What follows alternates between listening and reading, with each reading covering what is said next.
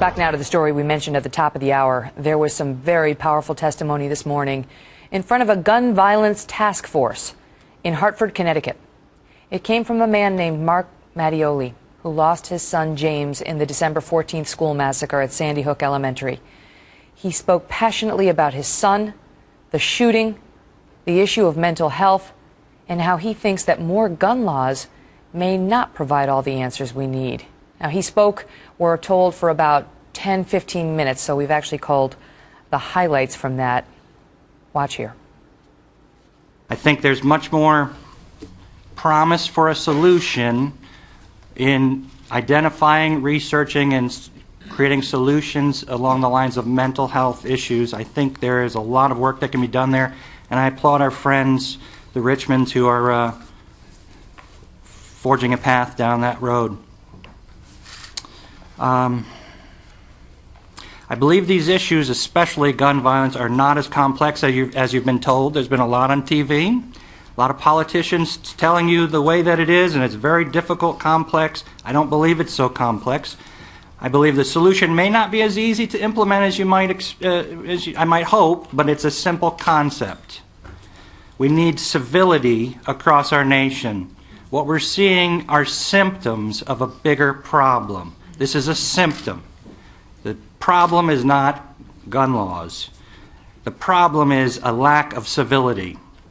So I'm 42. When I was 25 years ago, I was allowed to go see an R-rated movie. The violence that I saw in that movie paled in comparison to what you see on TV today. Just normal TV, 14-year-olds are out there watching Law and Order SVU and NCIS, and it's just disgusting. We need civility across our nation. We need common decency to prevail. When I was about James's age, he was 6.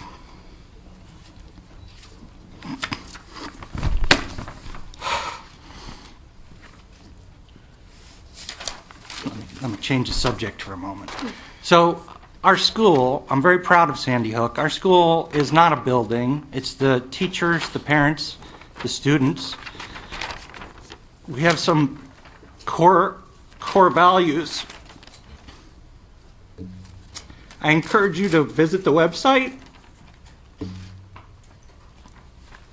Cultivating character. Okay? We as parents, that's our primary job.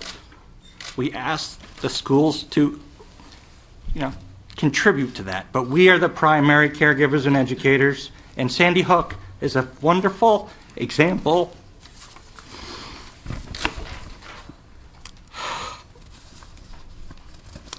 Okay, back to me at age 6.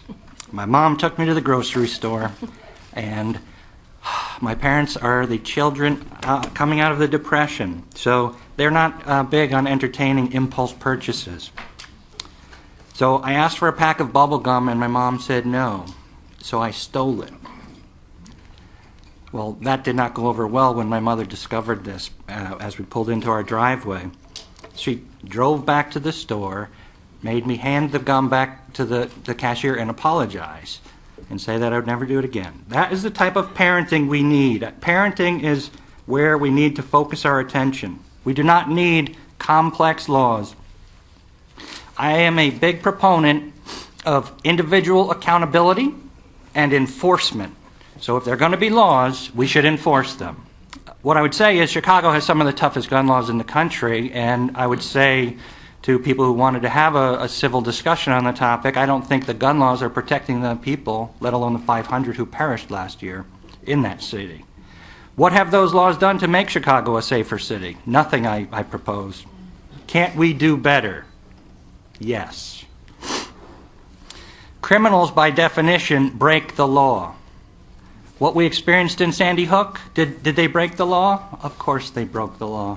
These 500 individuals who were killed in Chicago, they're breaking the law. Is one more law? I don't care if you named it James's Law. I don't want it. I think we have more than enough on the books. We should hold people individually accountable for their actions, and we should enforce laws appropriately. And I would say we're not currently enforcing them appropriately.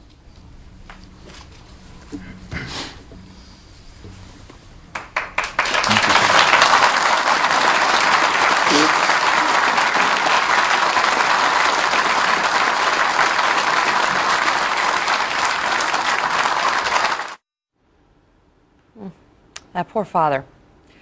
You can just imagine. I mean, it's been just barely a month since his son was murdered in his first grade classroom. Little James Mattioli dead at age 6.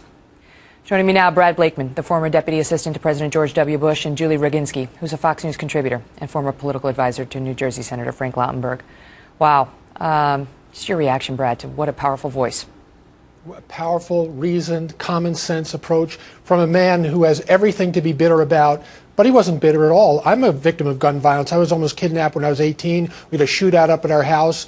The two guys who perpetrated the crime against me and my mom, they didn't have legal guns. But my position on gun control is the same as Mr. Mattioli. He has a much harder cross to bear. He lost his son James. I'm here. But a caution, reason, common sense approach to gun control is where America should be. We have enough laws, and he's right. We don't have the kind of enforcement we need. And also he spoke to mental health. The people who perpetrate these crimes are mentally ill in most cases. They're beyond criminal. They're mentally ill, and they should be treated as such, and we should get them the help they need before they act out. You know, Julie, if nothing else, does this just add an important new voice to the debate? Because so many who are in favor of gun control have been somewhat dismissive of the other side and their motives. You know, even the president has suggested that those who gin up fears about this are after ratings or revenue. That's not what this guy's after. No, and quite honestly, I'm having a hard time trying to keep it together right now because as a mom and as I just, you know, I have all the respect in the world for this man 6 weeks after the biggest tragedy that could possibly happen to a father, to go out there and to say what he said. You know, I respect it. I don't necessarily agree with everything that he said, but far be it for me or for anybody who hasn't walked in his shoes to criticize anything that he's saying. Look, there's nothing to be said other than he makes very good points about civility. Unfortunately, I'm not sure that you can regulate civility. These kinds of tragedies happen, and then people kind of move on and go back to the status quo of what it used to be. I happen to believe we do need some more sensible gun laws. For example, universal background checks, which even the majority of NRA members support. I think those are a good idea. But look, he's right that we need to discuss these civilly. And again, far be it for me or for any of us to even comprehend what this man has been going through in the past 6 weeks. I mean, you saw some other parents from Newtown backing the president, Brad, last week, and even the president flanked by children when he made his gun control announcement. And yet, you know, Mark Mattioli reminds us that there are entirely reasonable people who are hurting directly as a result of horrific gun violence who see this issue a very different way. Absolutely. And he didn't get up on a soapbox and try and proselytize his views based on his own personal experience with the death of his son James. Quite the contrary. He laid out a good case, better than anybody I've heard so far, as to how we should approach the problem of gun violence in America. It should be, yes, civil, but it also should be factually based. And we have enough laws on the books now if we chose to execute on those laws and make them in word what they mean in action. And he gave a powerful demonstration today at that hearing. I hope that a lot of people not only see it, but read his testimony, and that something is done proactively in the line of his response, that we're not going to go willy-nilly like they've done in the Senate with the senator's bill from California. That, you know, it's amazing to me that the senator could get a bill on gun control, yet they can't seem to get their act together on a budget.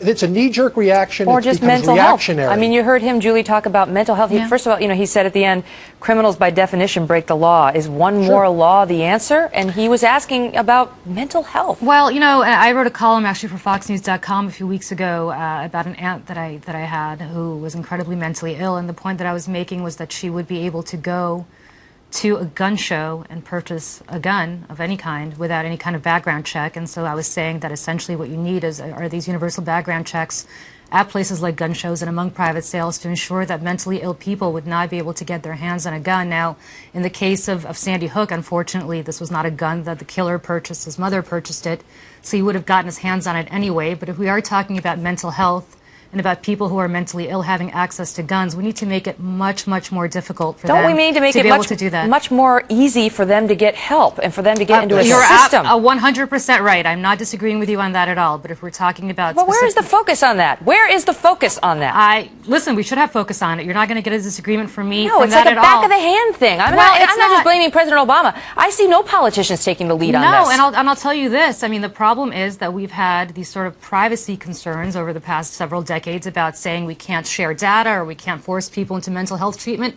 Of course we can. People who Of are course we can. generally We have to mentally... do it all the time. We can do it and we should do it. People who are genuinely, a danger to society, absolutely we Yeah. should. And you're right about that. Yep. Listen, thank you both so much Thank for being you. here for Reaction. Thanks. We appreciate it.